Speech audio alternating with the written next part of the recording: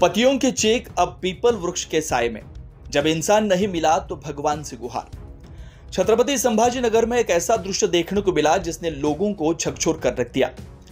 जहां एक और महिलाएं वट सावित्री पर पति की लंबी उम्र के लिए व्रत रखती है, वही एक वर्ग ऐसा भी है जो उसी विवाह संस्था के कारण उद्ध्वस्त हो चुका है।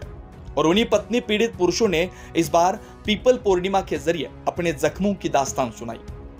जब कानून हथियार बन जाए तो पति शिकार बन जाता है।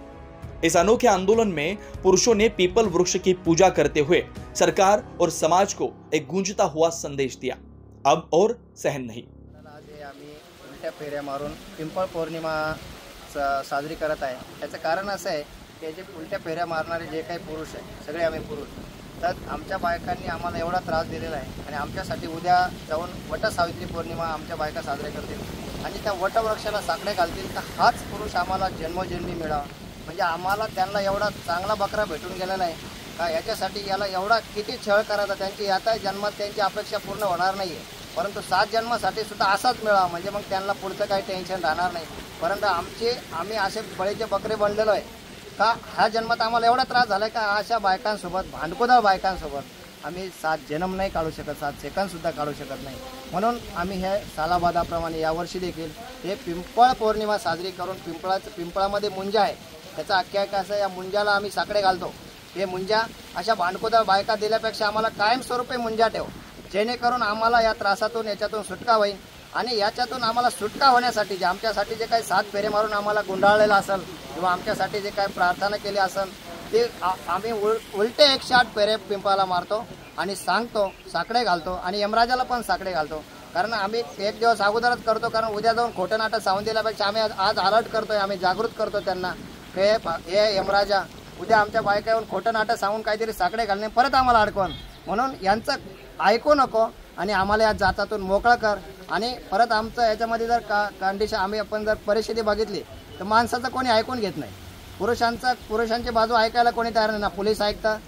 पोलीस ऐकत नाही, कोर्ट व्यवस्था ऐकत नाही, समाज देखील ते ऐकून घेत नाही, समाज मान्य सुद्धा करायला तयार नाही का पुरुषावर अन्याय होतो, पण पुरुषावर पण अन्याय होतो। पुरुषांना पण जगण्याचा अधिकार आहे, पुरुषांवर संविधानाने कुठेतरी अधिकाराची अंमलबजावणी झाली पाहिजे। आपण केवळ म्हणतो स्त्री पुरुष समानता, पण कायद्यापुढे समानता राहिलेली नाही आहे, म्हणून आज हे पुरुष एवढे हातबल झालेले आम्ही।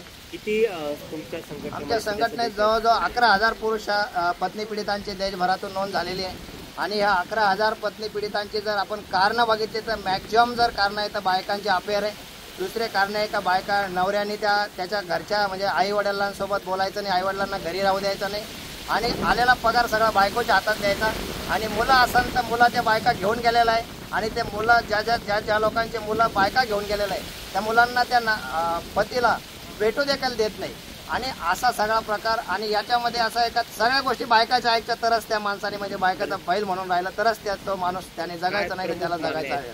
आमच्या प्रमुख मागण्या अशा आहे का प्रत्येक राज्यामध्ये राज्य पुरुष आयोगाची स्थापना झाली पाहिजे।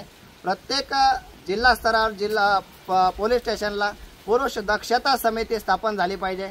पोलीस स्टेशनमध्ये लाईट डिटेक्टर बसवले पाहिजे आणि हे जे कौटुंबिक वाद आहे हे लॉ ऑफ लिमिटेशनच्या अंतर्गत ते आले पाहिजे, म्हणजे सुरू झाल्यानंतर जर वर्षभरात सुरू झाला तर तो 5 वर्षाच्या आत तो संपला पाहिजे, अशी आमच्या प्रमुख मागण्या। यह आयोजन 9 जून 2025 को पत्नी पीड़ित पुरुष आश्रम में हुआ, जहां पीपल के नीचे खड़े होकर उन पुरुषों ने न्याय की भीख मांगी जो 498A घरेलू हिंसा कानून, क्रिमिनल मेंटेनेंस एक्ट और यहां तक कि 307 IPC जैसी धाराओं में फंसाए गए हैं।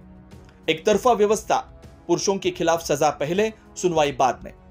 कार्यक्रम में यह बताया गया कि विवाह के बाद कई बार महिलाओं का व्यवहार बदल जाता है और फिर शुरू होती है झूठे मुकदमों की श्रृंखला, जिसमें न केवल पति बल्कि उनके माता पिता और पूरा परिवार कानून की दलदल में फंस जाता है।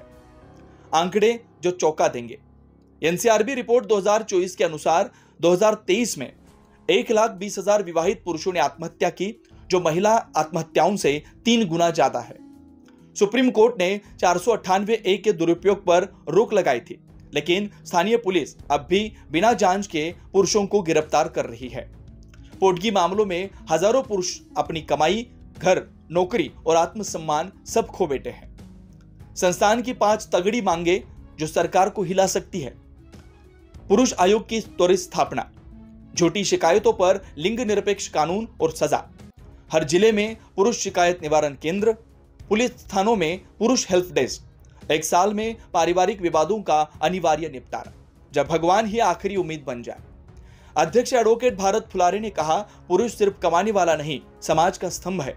उसके पीड़ा को अनदेखा करना पूरे परिवार तंत्र को अंधेरे में धकेलने जैसा है।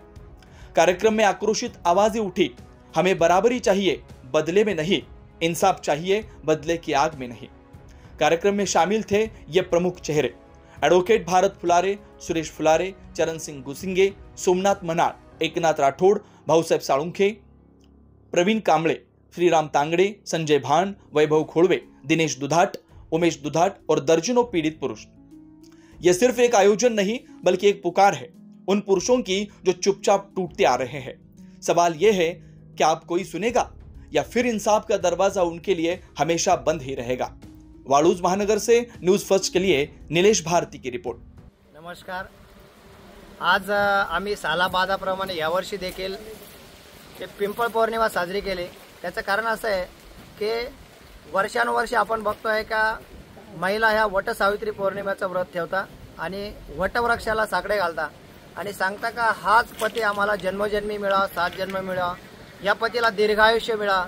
तर आमच्या ज्या पत्नी पीडितांच्या बायका आहे ह्या जर उद्या जाऊन वटसावित्री पौर्णिमा करतात तर ह्या जन्मामध्ये आम्हाला एवढा त्रास द्यायचा, मग वटसावित्री पौर्णिमेचं व्रत करायचं कशासाठी आणि कोणासाठी? आम्हाला हा त्रास द्यायचा आणि परत हा त्रास देण्यासाठी हा पती मागायचा का? आणि एवढा आमचा म्हणजे असह्य वेदना आम्हाला त्यांनी दिल्या आणि आमच्यासाठी परत उद्या जाऊन जर ते मागणी घालत असेल तर हे खोटारडेपण आहे। म्हणून आम्ही उद्या यमराज बिजे राहतील, उद्या त्यांच्या मागे खूप मोठे म्हणजे सर्वत्र ठिकाणी जाऊन वटसावित्री पौर्णिमा करून या आमच्या बायका जाऊन साकडे घालतील।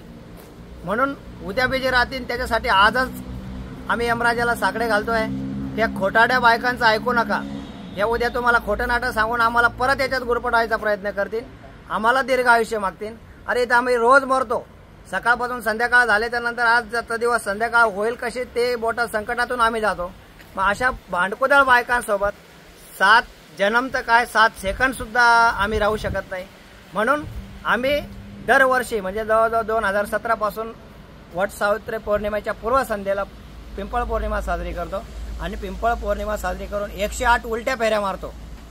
आमच्यासाठी ज्या सोयीच्या फेऱ्या मारलेल्या असन 7 त्याही निघून जावा, आणखी कुठं काही मारले असन त्याही निघून जा आणि कायमस्वरूपी आम्ही अशा झंझटामध्ये गेला ना, अशा भांडकुदळ बायका मिळाल्यापेक्षा आम्हाला देवाने मुंजा जरी ठेवलं तरी चालन, असे आम्ही साकडे मुंजाला आणि यमराजाला घातले।